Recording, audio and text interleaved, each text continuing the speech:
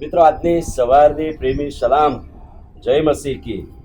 પ્રેરિતોના કૃત્યોના 20મા અધ્યાયમાં હવે આપણે સંત પાઉલની ત્રીજી મિશનરી મુસાફરીનો અંત ભાગ જોવાના છે. અને ત્રીજી મિશનરી મુસાફરી બહુ જ કડક અને સતાવણીવાળી રહી. ઘણા બધા સ્થળોમાં એમની પર હુમલા થયા, ઘણી બધી જગ્યાએ ઘણી સતાવણીઓનો સામનો એમણે કરવો પડ્યો. અને એમ કહેવાય છે કે સંત પાઉલ નિરાશ હતા સાથે જાણે કે હવે ત્રીજી મિશનરી મુસાફરીના અંત ભાગમાં છે. અને એવું લાગ્યું કે કરિન્થ રહીને તે જાય. અને તેઓ કરિન્થમાં આવ્યા. અને કરિન્થમાં કહેવાય છે કે ઘણા બધા વખત સુધી તેઓ ત્યાં રહ્યા, કેમ કે અગાઉ તેઓ આવેલા, મંડળીની સ્થાપના કરેલી, ઘણા પ્રશ્નો મુશ્કેલીઓ પત્ર દ્વારા જણાવવામાં આવેલું. પણ સંત પાઉલની ઈચ્છા હતી કે તેઓ ત્યાં જાય અને રહે. અને ઘણો વખત ત્યાં રહ્યા, શિક્ષણ આપ્યું મંડળીને, પ્રશ્નો સોલ્વ કર્યા, દિલાસો આપ્યો, દિલાસો પામ્યા. અને અહીંયાથી હવે એ રોમીઓને મંડળીને પત્ર લખે છે. રોમન લોકો હજુ તો રોમમાં એ ગયા નથી, પણ છતાંય તેની માહિતી જાણીને એ લોકોને ઈશ્વર વિદ્યાકીય શિક્ષણ આપવાને માટે રોમીઓને પત્ર અહીંયાથી રવાના કર્યો. એ પણ બહુ ઉત્તેજન આપે એવી બાબત છે. ત્યાંથી એટલે કરિન્થથી વિદાય લઈને સંત પાઉલ ફિલિપી ગયા. અને તેમની સાથે કેટલાક સેવકો પણ હતા, જેમ કે ગાયસ, તિમોથી, તુકિકસ અને ત્રોફિસસ, કે જેઓ એમની સાથે મિશનરીઓ તરીકે સેવકો તરીકે જોડાયેલા, અને તેઓ પણ તેમની સાથે હતા. ત્યાંથી તેઓ ત્રોઆસ આવ્યા.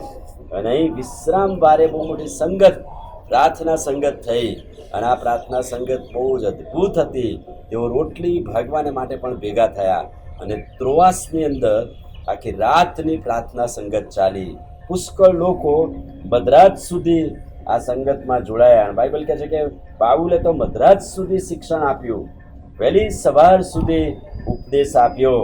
અને કહે છે કે આ ઉપદેશ આપતા આપતા સાંજે રાત્રે વહેલી પરોળે એક જુવાન પણ આ સંગતમાં જોડાયેલો, યુથુખસ નામનો એક જુવાન, કે જે ત્રીજે માળેથી જાણે કે ત્યાં બારીએ બેઠો હોય અને ભર ઊંઘમાં પડ્યો હોય.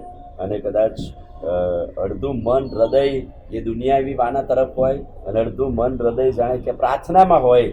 અને એવી પરિસ્થિતિમાં યુથુખસને ઝોકું આવી ગયું, ભર ઊંઘમાં પડ્યો અને તે ત્રીજે માળેથી નીચે પડ્યો. અને લોકો એને જાહેર કર્યો કે મૃત છે, મરણ પામ્યો છે. પણ સંત પાઉલ નીચે આવ્યા અને ચમત્કારિક રીતે તેને જીવતો કર્યો, સારો કર્યો, સાજો કર્યો. અને બાઇબલ એમ કહે છે કે રોટલી ભાગવામાં, પ્રાર્થનામાં એમની સાથે જોડાયો. અથવા તો એમ કહેવાય કે એના જીવનનો ટર્નિંગ પોઈન્ટ, હવે એને એક નવા જીવનની ભેટ પ્રભુએ આપી. અત્યાર સુધી જૂના માણસપણામાં એ ભર ઊંઘમાં હતો, પણ પ્રભુએ પાડ્યો, પણ એને પ્રભુએ ઊભો કર્યો.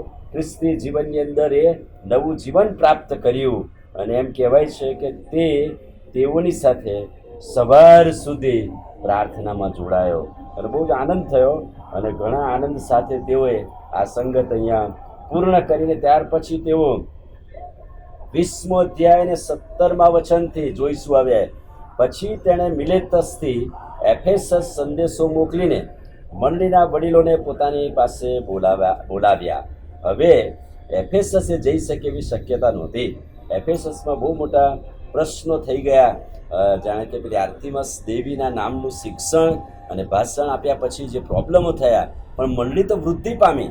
અને મંડળીના વડીલોને બોલાવે ત્યાં મિલેતસમાં, એમને શિક્ષણ આપે, ઉત્તેજન આપે, જરૂરી હતું.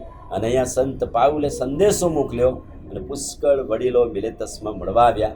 હવે મિલેતસ આગળ એફેસસના વડીલો માટે કેવી સંગત થઈ, કેવું શિક્ષણ સંત પાઉલે ભાષણ આપ્યું, એ વાતો આપણે આવતીકાલે જોઈશું. આમીન. પ્રાર્થના કરીએ. ભલા પ્રભુ, આજે વહેલી સવારની આ સંગતને માટે આભાર. અને તમે દરરોજ નવા નવા વચનો અમને આપો છો.